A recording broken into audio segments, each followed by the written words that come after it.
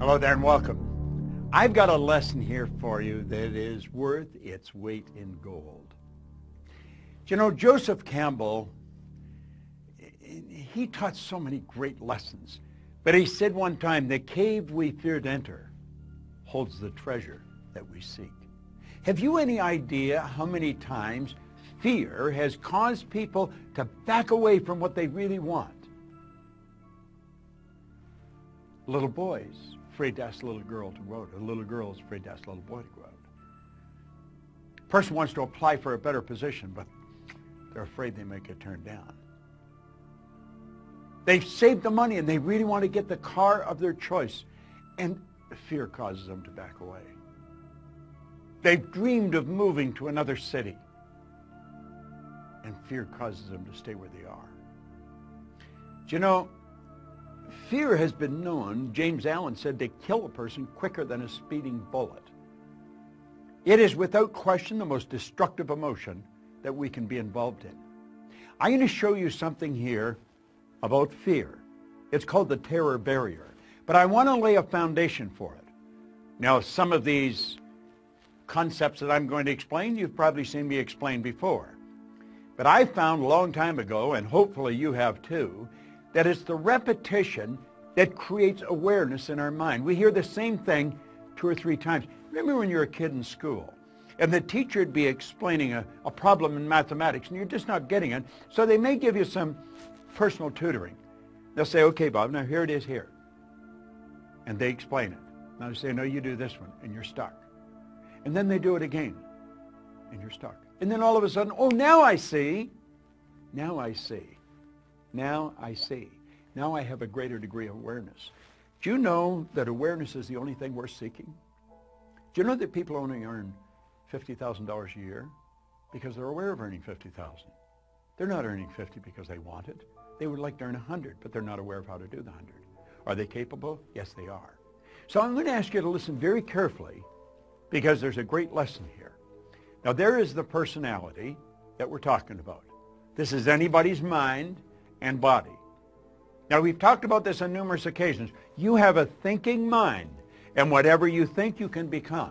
As a matter of fact, that's the one point all the great leaders have agreed on, that we do become what we think about. This is our educated mind. This is where school has us gathering information. You and I have got a ton of information. We know how to do so much better than we do. We know. There's a gap between what we know and what we do. This is where our intellect is resident. And we have these phenomenal intellectual factors. And if you have not been in a program where I teach the intellectual factors, you want to get in one because it's powerful information. At any rate, that's how this conscious mind works. Now, the subconscious is your emotional mind. And you've got to get it in the emotional mind if you ever want to act on it. Conscious mind has the ability to choose. Conscious mind also has the ability to accept or reject. Now, you see, when we get into the fear, you're going to find that we accept the thing we don't want and we reject the thing we do want. Why would a person reject what they want? Because the paradigm doesn't want them to go there. You and I have the ability to originate. We can originate anything we want. We've got phenomenal potential locked up within us.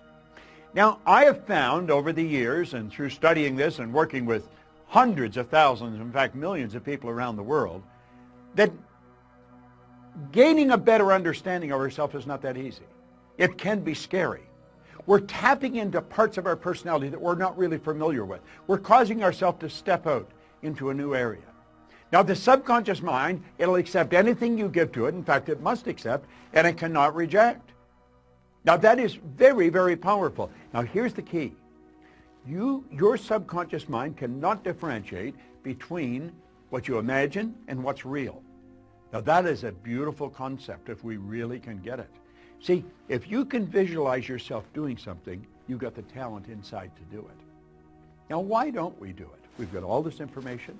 Well, let's take a look. Here we are here as an infant. Is this the way we are? No, not really. This is how we are as an infant. See, the conscious faculties have not developed. You've just got a brand new little baby. I was just looking at a picture of a beautiful little baby of Veronica and Arash, a couple who work for us, and I was looking at a baby, so cute. And that baby is just like this right now. That baby will accept anything that's given to it. Now, fortunately, Veronica and Arash know what to give the baby. See, they realize that that baby's mind is wide open to everything that goes on around it. Now, that's the way you were, and that's the way I was as a child. Our subconscious mind was filled with whatever was going on around us. Now, if you weren't born into a super productive family, a very creative family, odds are you've got some ideas in there that you've got to get rid of or you want to change. You see, that's where the image of you was formed. You have a self-image. And it's this self-image that really keeps us locked into where we are. It's also the concept of the self-image that'll cause us to go to where we want to go. Now, I have another video that we send out where we cover self-image, and you'll want to get into it. Look for it because it is very, very powerful. But you see, the self-image is just part of the paradigm. Paradigm is the same as culture. Culture is nothing but group habit. Paradigm is a multitude of habits. So this is the way we're programmed in our little life. We're programmed to like the food we like, to do the things we do, to speak the language we speak. Our perception is controlled in this area at a very early age. So here we are now, today, and we are getting inundated with information, and we have a reasoning factor. That's one of our intellectual factors, what gives us the ability to think. We have the ability with our thinking mind to reject everything we don't want to hear. Now, if the information that's coming at us is not good information, if it's not creative information, we should just tell it to get out of town, get lost. But we don't do that. Why don't we just say, get out of here, turn it off, originate good information? Because we don't. Because we're programmed to live like this. And you'd say, well, this is absurd. People don't go around like this. Well, unfortunately, they do. Now, don't take my word for it. Start paying attention to the people around you. Start listening to the conversation. I call it the chatter of the masses. There's noise. That's what words are, noise. There's no brilliant concepts being discussed. You'll find one or two people off in a corner, and they're into something really creative. But the average person's not. Now, we are programmed to live the way we're living, and that's rather sad. Here's the concept here. We point out school gave us valuable knowledge. However, school never taught us how to alter the old paradigms. Therefore, we frequently don't do what we already know how to do. Now, I've talked about this on many occasions. You're going to find people with superior knowledge. They may graduate right at the top of their class, and they may ace all of their exams. They are smart. They've got degrees coming off the end of their yin-yang. I mean, they are brilliant people. But their results, they're not a reflection of how smart they are. Now, for many, many years, that really puzzled me. I thought, how can they be so smart and get such terrible results, like appear so stupid? Well, it wasn't stupid, it wasn't smart, it was paradigms. You see, the person that's got the superior knowledge and the inferior results, those people are very confused. Here's the concept here. Here's the graphic illustration. Remember I said that's the educated mind? That's where school has us gathering the information. And if you read the book and you remember what's in the book and you're going to repeat what's in the book, you pass the exams. That doesn't mean that you are going to get the results. See, your results are going to be determined by your paradigm. The results have always been determined by the paradigm. If you come to work with me, one of the first things I'd ask you is, what's the most you've ever earned in a year? I don't really care what the answer is, but I want to know, because I want to know where your paradigm is, where your mind is set, because if you're going to work for me, I want you to do better. I want you to achieve all of your dreams. I want you to do phenomenal, and I want to help you do it. So you see, I would be focused on helping you alter your paradigm, and when you alter a new paradigm, you change your results. Okay. Now we're at the point we want to get at. See this line? That's called the terror barrier. Yeah, jumping at you, isn't it? And on the other side of the terror barrier is something we call freedom. And you know, very few people get through that terror barrier. It's rather sad. Freedom is available to everyone. There isn't anyone that cannot live the way they want to live. See? Why don't they? Why don't they? They don't know. And they don't even know they don't know. Now I'm going to show you why people experience buyer's remorse when they buy something they really want, and then they back away, where they go to move and they don't. They go to change jobs and they don't. They go to move to another city and they don't. Why? Fear causes them to stay where they are. There's the individual. The X represents the unknown factor, the paradigm. Now there's a power flowing into this individual's mind, and they can make anything out of it they want. Remember we said we had the ability to choose? What do they choose? They choose thoughts that are in harmony with the paradigm. Now here's an important point. The paradigm controls the vibration of this thing we call our body. Our body is a molecular instrument. That's really what it is. It's a mass of molecules and a very high speed of vibration. The vibration that the body's in on a conscious level we call feeling. When a person says they feel this way or they feel that way, what they're really doing is describing the vibration they're in. Now, they choose thoughts that harmonize with the vibration they're in so they feel comfortable. They may not like the results, but they're comfortable. Now let's move ahead. Let's take a look here. Those people are getting X-type results and they don't like it. Do you know what the problem with them? They're in bondage. These people are locked up. You know, paradigm is like keeping a person in a prison, only there's no locks on the door. They can open the prison and walk out into freedom anytime they want, and they don't. They keep getting the same results over and over and over again. They're in bondage. Now, let's go ahead. Here's the same person. X-type conditioning, X-type vibration. The power's flowing into them. And for some strange reason from left field, boom, in comes a Y-type idea. What is a Y-type idea? The Y-type idea represents anything that you might want to do that you're not doing.